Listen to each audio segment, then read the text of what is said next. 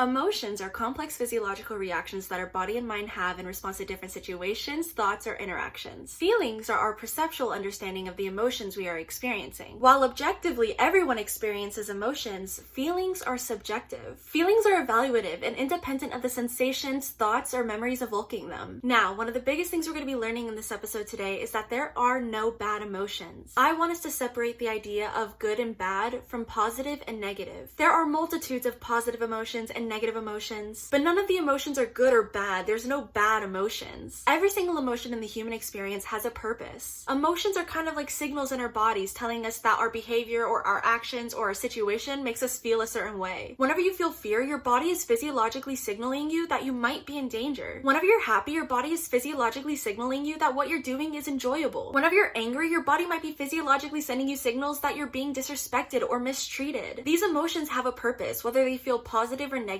they all are doing what they're meant to do. Now, we are all probably familiar with the core emotions. Happiness, sadness, anger, fear, shame, guilt. These emotions are natural, they're normal, they're common. These aren't emotions to be suppressed or avoided. Whenever we're experiencing a primary emotion like sadness, but we don't try to validate it, instead we invalidate it, suppress it, or avoid it, it doesn't just go away. We don't just stop feeling and the problem is solved. A lot of the time what ends up happening is that we start to experience a secondary emotion. Secondary emotions are reactions or replacements for the primary emotions. The primary emotions are being neglected, ignored, and validated, so now the secondary emotion has to come in to take its place or to react. So whenever you're suppressing and ignoring that sadness, what's going to end up happening is that anger is going to come over, rage is going to come over, and now you're going to start being rageful because you need to get this out. It needs to be felt, it needs to be expressed in some way. Your emotions are a physiological part of you. Not wanting to experience our emotions and wanting to suppress them is the same way as us trying not to sweat when we go on a run. It's inevitable and it's a natural bodily function because it has a function. You can't hold in all of the toxins in your body whenever you're running. The whole point of running is to get them out. You can't bottle up your emotions and feelings when they're meant to be felt. So the job of the rage is to get out how you're feeling in any way that it can. Let's say you're experiencing guilt as a primary emotion. You just robbed a store and maybe that wasn't objectively the best thing for you to do. So now you're experiencing so much guilt, like I can't believe I just did this. I did something wrong. But instead of feeling that guilt, you decide to suppress it and ignore it and not process it. So now to release any kind of tension that you might be feeling, a secondary emotion is going to come in and try to replace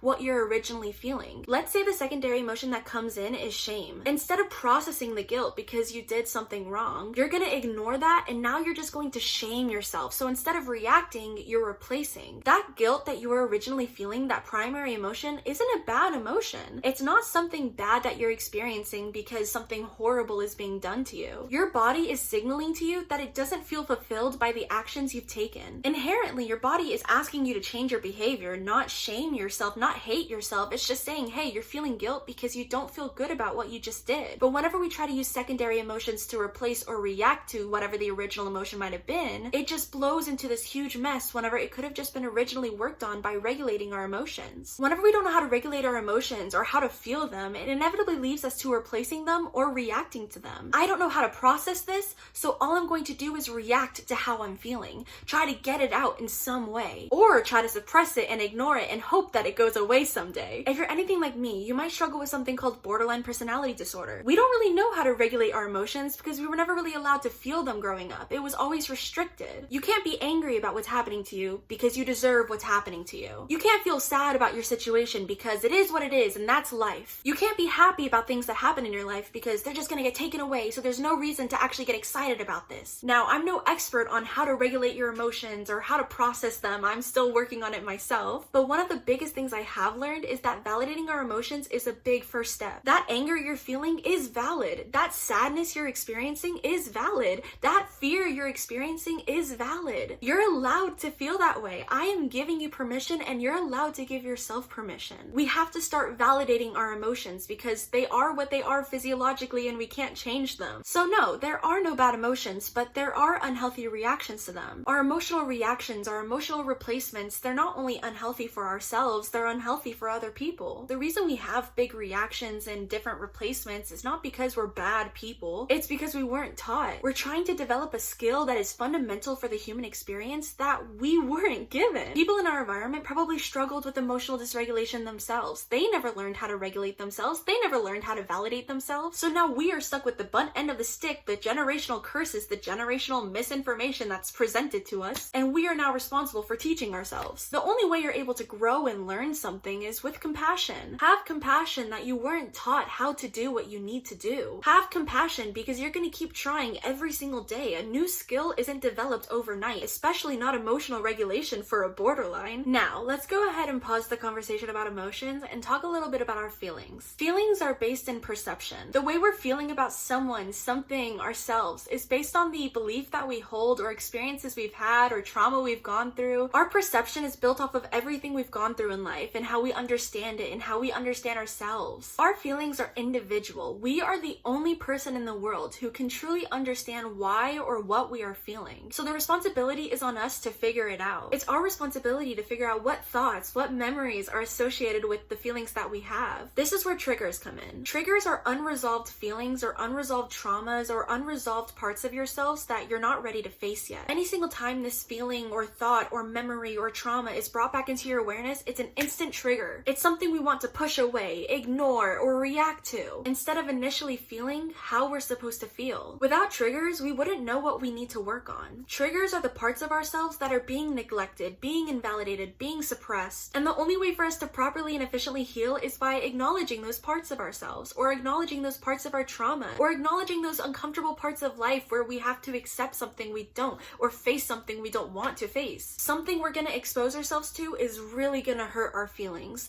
Something we're gonna have to reface is something that's really gonna hurt our feelings.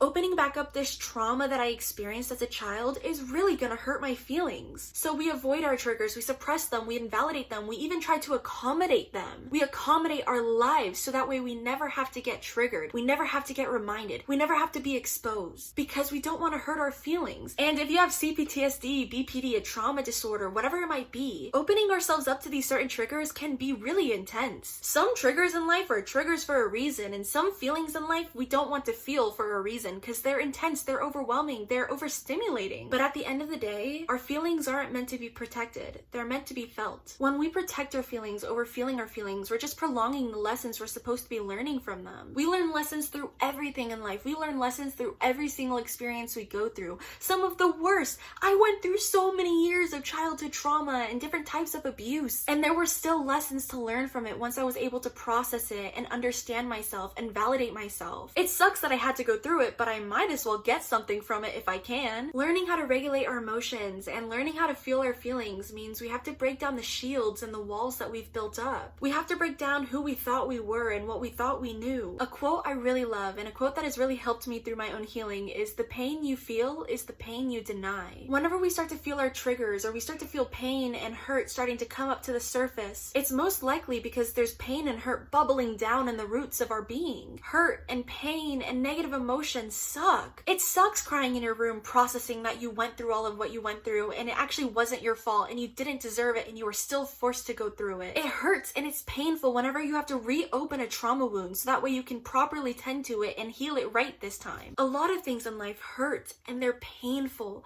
but that doesn't make them any more important than the feelings of happiness and contentment, because you have to go through both positive and negative to learn the lessons that are meant to be learned in life. When you're regulating and processing an emotion like sadness, it's not meant to feel great, and that's not the purpose of it. When we avoid hurt, pain, and change, that's when we get dysregulated. We're denying what's happening because we don't want it to happen. A big part of borderline personality disorder is a fear of abandonment. Fear is an emotion, but it's a huge state of mind. With BPD, we are constantly avoiding real or imagined abandonment. We do everything we can to avoid it. I don't want abandonment to happen. I don't want abandonment to happen. It's not going to happen. I'm going to do everything I can to make sure it never does again. But we're avoiding something that is inevitable. We're avoiding hurt. We're avoiding the hurt we felt whenever we first got abandoned, whether it was early on in our life, in high school, any experience. We have felt that feeling before and we don't want to feel it again. But unfortunately, abandonment, change, people leaving, that's inevitable. That's natural. We're meant to be learning from those type of experiences, but instead all we do is try to avoid them. We associate negative feelings, pain, hurt as something bad, something not meant to happen. This isn't supposed to happen, but it is. Whenever we have a favorite person, whenever we have someone that we're obscenely attached to, they're typically the person that we fear abandonment from the most. most. So what happens whenever we start to perceive abandonment from our favorite person? We get dysregulated. We will do everything in our power to protect our feelings. We want to protect our feelings, so we change our perception. I talked about this a lot in my last video if you want to check it out, but we basically live our lives protecting our feelings instead of learning how to regulate them. I believe there are 3 things we have to do to learn how to process our feelings and regulate our emotions. First, we have to feel. We are strong enough to feel the negative, and we are deserving of feeling the positive. Second, we should try to understand. Understand why we might be feeling this way. Why are we experiencing this emotion? Or whenever it comes to our feelings, how are we perceiving the situation? Why do I feel the way I feel? Why am I thinking the way I think? And lastly, we have to accept. We have to accept that we're feeling how we're feeling. We have to accept what has happened. We have to accept whatever we went through. We have to accept someone treated us that way. We have to accept whatever it is that needs to be accepted. Understanding our feelings and emotions is imperative to learning how to coexist with them, because there's no getting off this ride. So we're going to experience our emotions one way or another, whether we like it or not. But we don't have to feel the way we always feel all of the time. Emotion and feelings are temporary. They tend to come and go with our experiences. But pain tends to stick around the longer that we avoid it. It's okay for us to validate our pain because it sucks, but we are strong enough to get through it. Just be patient with yourself, have compassion for yourself, and be proud of yourself once you get through it. I really hope this video helped you in any way, shape, or form, but even if it didn't, I just want you to leave this video knowing that you are sexy, you are valid, and you are so loved, and I will see you in the next video. Hope you liked my videos. Is there anything else I'm supposed to say as a YouTuber?